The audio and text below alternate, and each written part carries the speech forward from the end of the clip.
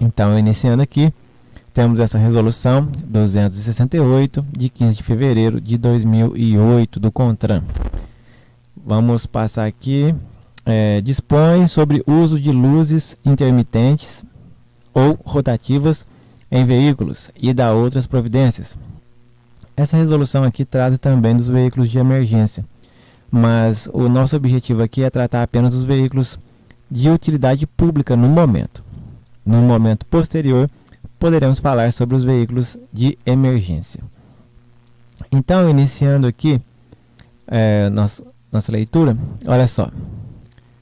O artigo 3º diz assim: os veículos prestadores de serviços de utilidade pública referidos no inciso 8 do artigo 29 do Código de Trânsito Brasileiro identificam-se pela instalação de dispositivo não removível de iluminação intermitente ou rotativa e somente com luz amarelo âmbar.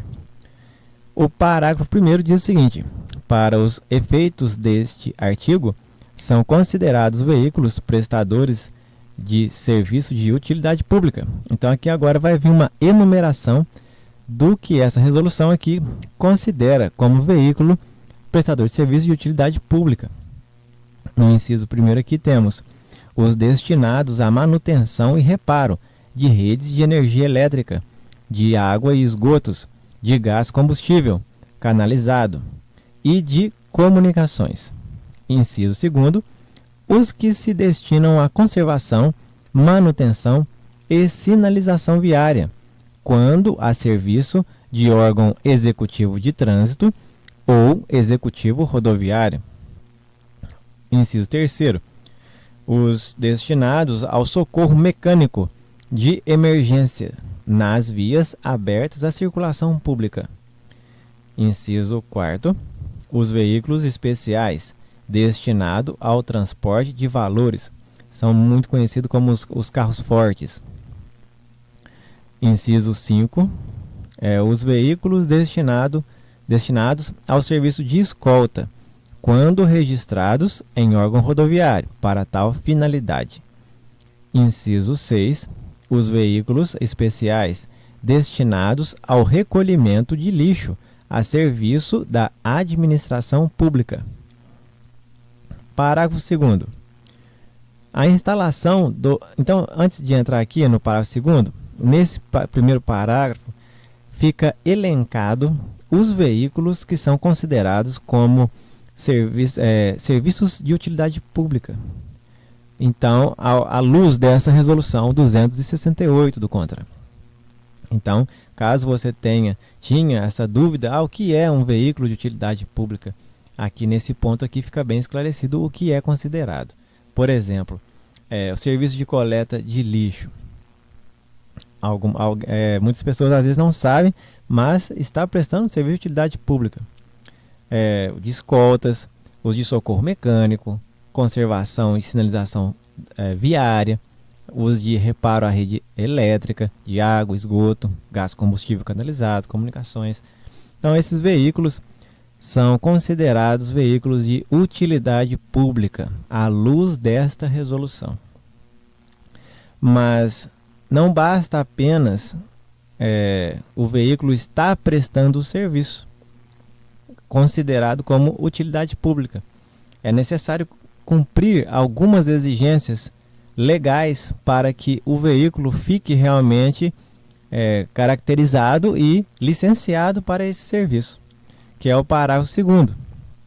O parágrafo 2º aqui, ele diz: a instalação do dispositivo referido no caput deste artigo, que é este artigo 3º,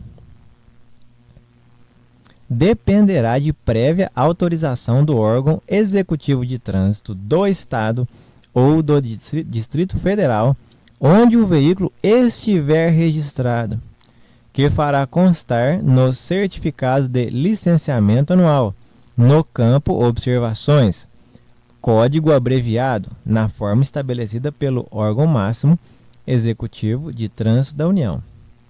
Então, deverá estar constando no licenciamento do veículo que ele é um veículo que será um prestador de serviço de utilidade pública, conforme o código, né? O código que vai estar caracterizando esse veículo para essa finalidade, porque carece da instalação desse dispositivo aqui, ó.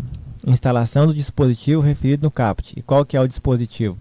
É o dispositivo não removível, de iluminação intermitente ou rotativa, e somente com luz amarelo âmbar.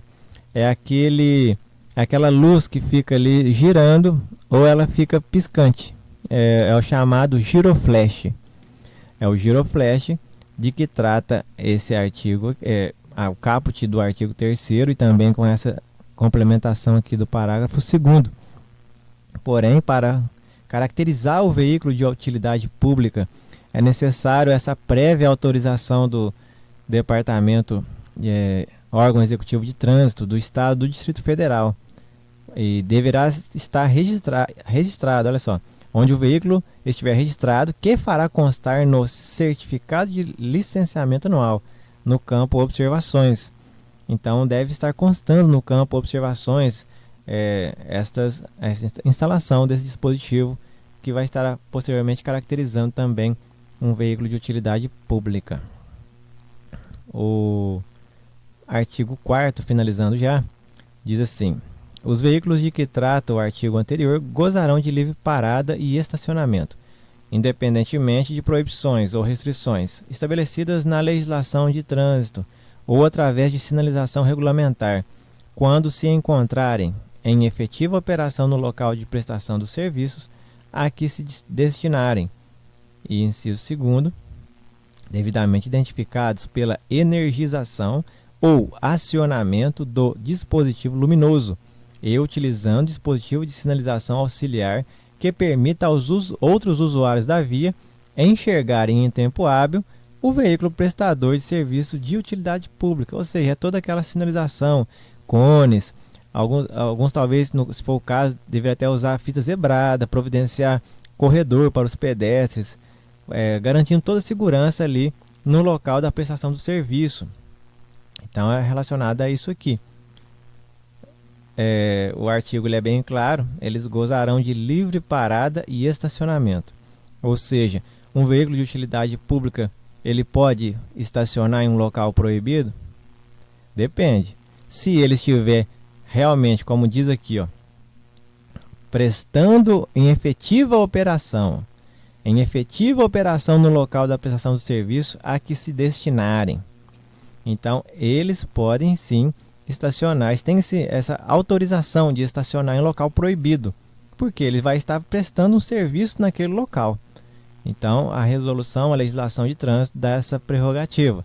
Agora, caso ele não esteja realmente em efetiva operação, aí já está fugindo do que preconiza a legislação de trânsito aqui. Então aí já está passível de penalidades. Mas se estiver em efetiva operação no local da prestação do serviço, está dentro da legislação aqui. Mesmo se o local for proibido de estacionar, o veículo pode estar lá prestando o seu serviço. No 2 aqui, devidamente identificado pela energização ou acionamento do dispositivo.